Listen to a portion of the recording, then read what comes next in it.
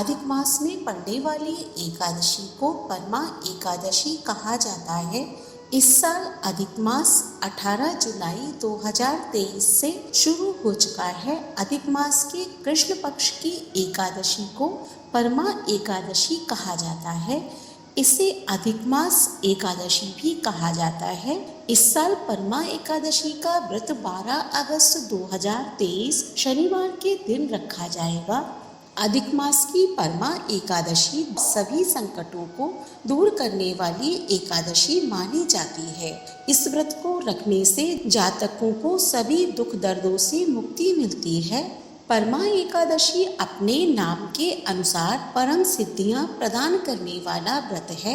इस एकादशी का व्रत बहुत ही ज्यादा फलदायी माना जाता है। अगर किसी कारण से आप व्रत नहीं रख पाते हैं तो भी परमा एकादशी की कथा के सुनने मात्र से ही मनुष्य की दरिद्रता दूर हो जाती है और जीवन में आ रहे सभी प्रकार के कष्टों से मुक्ति मिलती है।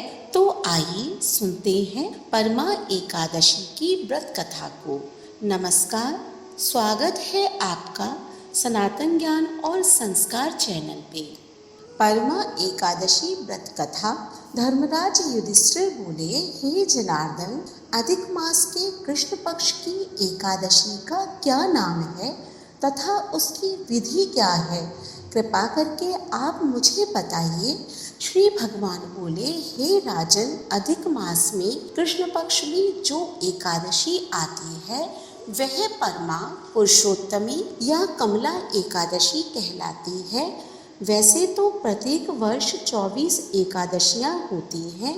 जब अधिक मास या मलमास आता है तब इनकी संख्या बढ़कर 26 हो जाती है। अधिक मास या मलमास को जोड़कर वर्ष में 26 एकादशी होती हैं। अधिक मास में 2 एकादशी होती हैं जो परमनी एकादशी शुक्ल पक्ष में और कृष्ण पक्ष में परमा एकादशी के नाम से जानी जाती है। ऐसा श्री कृष्ण ने अर्जुन से कहा है। भगवान श्री कृष्ण ने अर्जुन को इस व्रत की कथा व विधि भी बताई थी। इस एकादशी की पावन कथा जो कि महर्षियों के साथ कापिल्य नगरी में हुई थी वह मैं तुमसे कहता हूँ, ध्यान पूर्वक श्रवण करो। कापिल्य नगरी में सुमेधा नाम का एक अत्यंत धर्मात्मा ब्राह्मण रहता था। उसकी स्त्री अत्यंत पवित्र तथा पतिव्रता थी। किसी पूर्व पाप के कारण वह दंपत्ति अत्यंत दरिद्रता का जीवन व्यतीत कर रहे थे। ब्राह्मण को भिक्षा मांगने पर भी भिक्षा नहीं मिलती थी। उस ब्राह्मण की पत्नी वस्त्रों से रहित होते हुए भी अपने पति की सेवा करती थी तथा अतिथि को अन्न देकर स्वयं भूखी रह जाती थी और पति से कभी किसी वस्तु की मांग नहीं करती थी। दोनों पति पत्नी घोर निर्धनता का जीवन व्यतीत कर रहे थे। एक दिन ब्राह्मण अपनी स्त्री से बोला, हे प्रिय, जब मैं धनवानों से धन की याचना करता हूँ तो वह मुझे मना कर देते हैं। गृहस्थी धन के बिना नहीं चलती, इसीलिए यदि तुम्हारी सहमति हो तो मैं परदेश जाकर कुछ काम करूं, क्योंकि विद्वानों ने कर्म की प्रशंसा की है। ब्राह्मण की पत्नी ने विनीत भाव से कहा, हे स्वामी, मैं आपकी दासी हूँ। पति अच्छा और बुरा जो कुछ भी कहे पत्नी को वही करना चाहिए। मनुष्य को पूर्व जन्म में किए कर्मों का फल मिलता है। सुमेरु पर्वत पर रहते हुए भी मनुष्य को बिना भाग्य के स्वर्ण नहीं मिलता है। पूर्व जन्म में जो मनुष्य विद्या और भूमि दान करते हैं उन्हें अगले जन्म में विद्या और भूमि की प्राप्ति होती है। ईश्वर ने भाग्य में जो कुछ लिखा है उसे टाला नहीं जा सकता है। यदि कोई मनुष्य दान नहीं करता तो प्रभु उसे केवल अन्न ही देते हैं।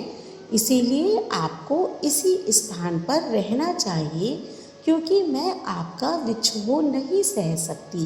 पति बिना स्त्री की माता पिता भाई ससुर तथा संबंधी आदि सभी निंदा करते हैं। इसीलिए हे स्वामी, कृपा कर आप कहीं ना जाएं। जो भाग्य में होगा वह यहीं प्राप्त हो जाएगा। स्त्री की सलाह मानकर ब्राह्मण परदेश नहीं गया। इसी प्रकार समय बीतता रहा। एक बार कौंडिन्य ऋषि वहां आए।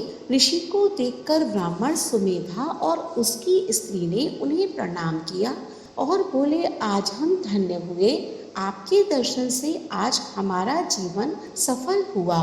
ऋषि को उन्होंने आसन तथा भोजन दिया।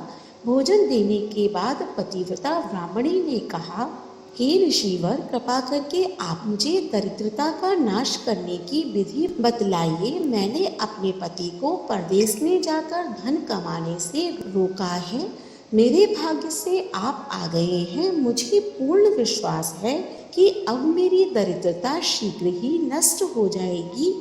अतः आप हमारी दरिद्रता नष्ट करने के लिए कोई उपाय बताइए।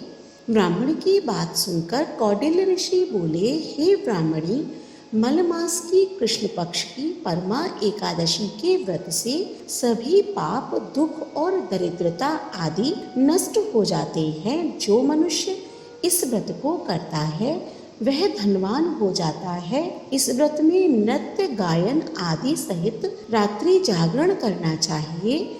यह एकादशी धन वैभव को देती है तथा पापों का नाश करके उत्तम गति भी प्रदान करने वाली होती है। धनाधिपति कुबेर ने भी इस एकादशी व्रत का पालन किया था, जिससे प्रसन्न होकर भगवान भोलेनाथ ने उन्हें धनाक्ष का पद प्रदान किया। इसी व्रत के प्रभाव से सत्यवादी राजा हरिश्चंद्र को पुत्र, स्त्री और राज्य की प्राप्ति हुई। तदुपरांत कौंडिन्य ऋषि ने उन्हें एकादशी के व्रत का समस्त विधान कह सुनाया। ऋषि ने कहा, हे ब्राह्मणी, पंचरात्रि व्रत इससे भी ज्यादा उत्तम है। परमा एकादशी के दिन प्रातःकाल नित्य कर्म से निवृत्त होकर विधान पूर्वक पंचरात्रि व्रत आरंभ करना चाहिए। जो मनुष्य 5 दिन तक निर्जल व्रत करते हैं वे अपने माता पिता और स्त्री सहित स्वर्गलोक को जाते हैं। जो मनुष्य 5 दिन तक संध्या को भोजन करते हैं वे स्वर्ग को जाते हैं। जो मनुष्य स्नान करके 5 दिनों तक ब्राह्मणों को भोजन कराते हैं वे समस्त संसार को भोजन कराने का फल पाते हैं। जो मनुष्य इस व्रत में अश्वदान करते हैं उन्हें तीनों लोकों को दान करने का फल मिलता है। जो मनुष्य उत्तम ब्राह्मण को तिल दान करते हैं वे तिल की संख्या के बराबर वर्षों तक विष्णु लोक में वास करते हैं। जो मनुष्य घी का पात्र दान करते हैं वे सूर्य लोक को जाते हैं। और जो मनुष्य 5 दिन तक ब्रह्मचर्य पूर्वक रहते हैं वे देवंगनाओं के साथ स्वर्ग को जाते हैं। हे ब्राह्मणी, तुम अपने पति के साथ इसी व्रत को धारण करो। इससे तुम्हें अवश्य ही सिद्धि और अंत में स्वर्ग की प्राप्ति होगी। कौटिल्य ऋषि के वचनानुसार ब्राह्मण और उसकी स्त्री ने परमा एकादशी का 5 दिन तक व्रत किया। व्रत पूर्ण होने पर ब्राह्मणी की स्त्री ने एक राजकुमार को अपने यहाँ आते देखा। राजकुमार ने ब्रह्मा जी की प्रेरणा से एक उत्तम घर जो कि सब वस्तुओं से परिपूर्ण था उसे रहने के लिए दिया। तदुपरांत राजकुमार ने आजीविका के लिए एक गांव दिया। इस प्रकार ब्राह्मण और उसकी स्त्री की गरीबी दूर हो गई और पृथ्वी पर काफी वर्षों तक सुख भोगने के पश्चात वे पति पत्नी श्री विष्णु के उत्तम लोक को प्रस्थान कर गए। इस प्रकार जो कोई भी इस परमा एकादशी का व्रत करता है या फिर इस कथा का श्रवण भी करता है उसके जीवन के सभी कष्ट दूर हो जाते हैं और वह धनवान हो जाता है और मरने पर विष्णु लोक को जाता है।